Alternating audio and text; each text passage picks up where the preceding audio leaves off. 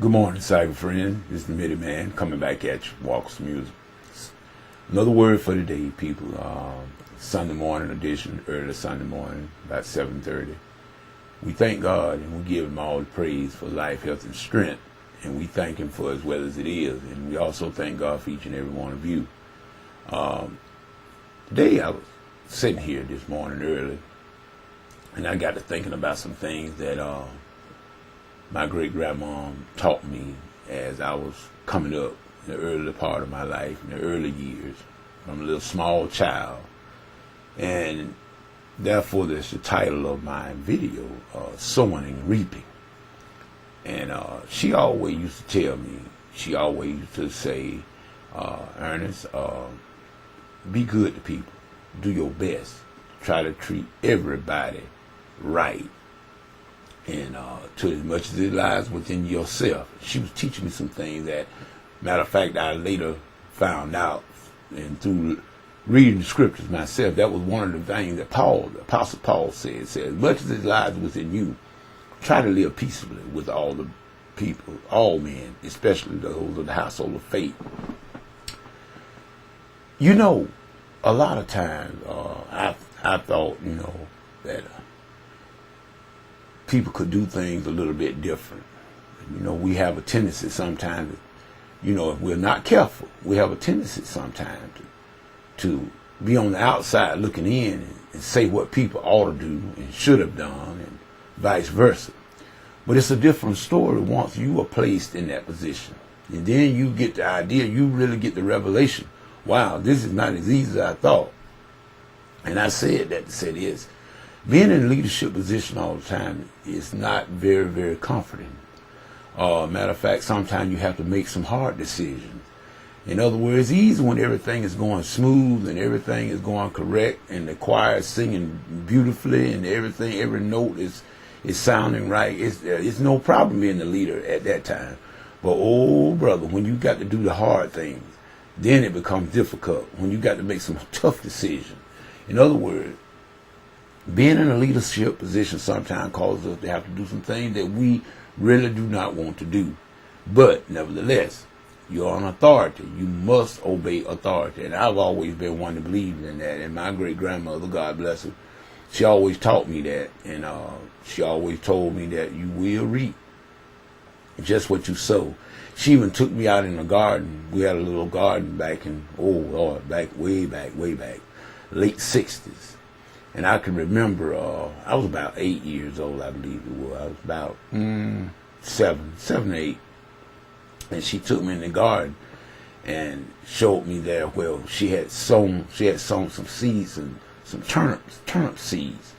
And I saw how when they came up, they were very thick.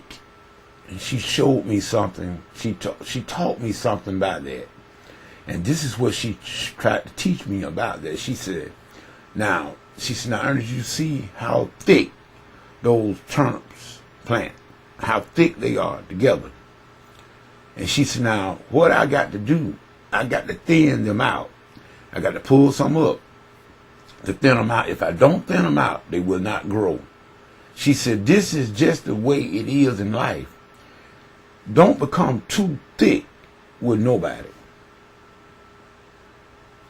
I didn't understand the people at that particular time when she was telling me that. But brother, did I come to know exactly what she meant by that.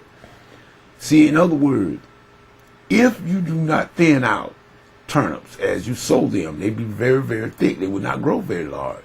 But if you thin them out, pulling them up and thinning them out, pulling some of them up to make room for them to grow, they will grow. But you got to thin them out. This is the way it is in our lives, people. God knows people that should be in our lives, and He knows the ones that are dangerous in our lives. And if He's going to get us from point A to B back to A, or from point A to D back to A, there are some people in our lives that must be removed. And sometimes we get to wondering. I saw a quote on Facebook one day, and I thought that was that was an amazing quote, but so true. He said, the quote said that I prayed to God to get rid of my enemies and I started losing friends. I understand now. I understand exactly what that meant when I read it. But what I'm saying, people, if you got people in your life, if it's only there because of what they can get out of you, you don't have a very, very good friend. That's not a reliable friend. And then again, if they're only in your life for what they can get out of you, you don't need that. You don't need that. A friend is a friend that without you having anything to offer, they will still stand by you. That is a friend. And a lot of times, when we show people, I know that in my life, I tell people I cannot treat everybody the same. I will never tell that lie.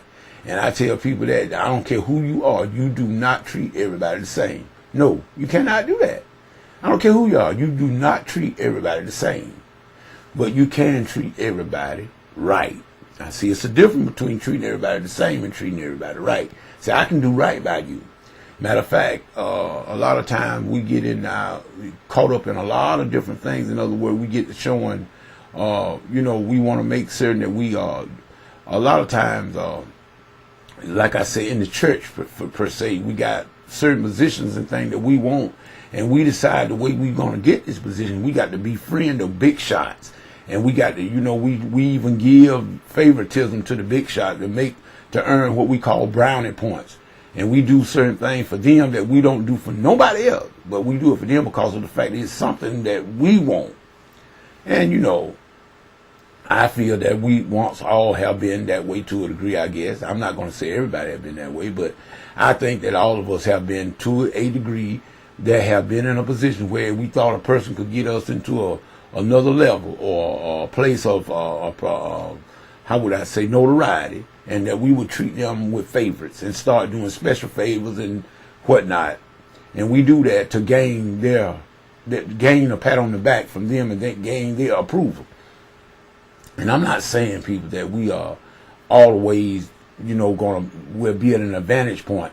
In other words, to say that people that's in prominent position, that people that got leadership over us, yes, we should submit to that leadership. I'm in agreement with that. And we do it, but if you need something, if you want, God got a way to get you where you need to be. You don't have to lick up to nobody. And I tell people that don't do that. That's very dangerous, because you're going to forever have to be doing something in order to keep and win or keep their approval.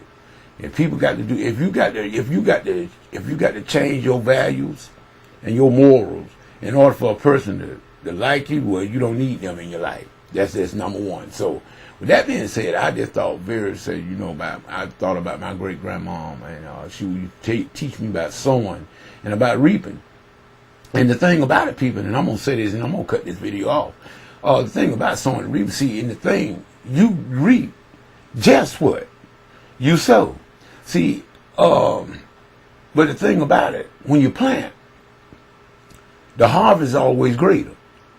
Remember, if you only got what you planted, that wouldn't be very much lucrative to do any planting. You always get more in the harvest. So therefore, whatever you plant, it's going to grow. As long as the earth remains, seed time and harvest will never cease. God has spoken. That's going to be it. So in other words, whatever you sow, it's coming up. Now, whether good or bad, this is what I tell people. It don't mean only bad. It means good too. So if you are treating people right, with honesty, meekness, all that will come back to you. It may not come back to the person that you did it to or for. And like I said, when you be kind to a person or an individual, not with no ulterior motive, but if you just being kind, the God kind of kind, that's coming back to you. That's a seed. Well, all the things that we do, people, believe it or not, words you speak into people, your giving, it may not be money all the time. It could be your time.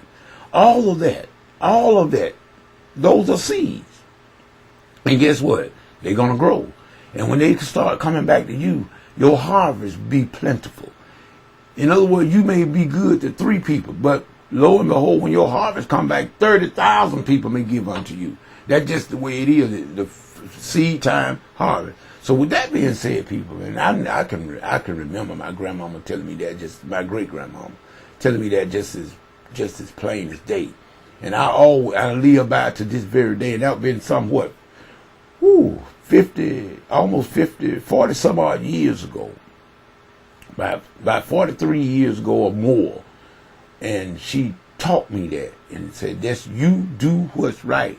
Regardless of what other people are doing, you ain't got nothing to do with what other people do. You do what's right. And God will take care of you. This Smitty Man saying, whatever you get into, if God is not in it, best you come out of it. Smitty Man saying, if you go out to the house of prayer today, make certain that you hear from God, not man only. This is Smitty Man saying peace. Goodbye.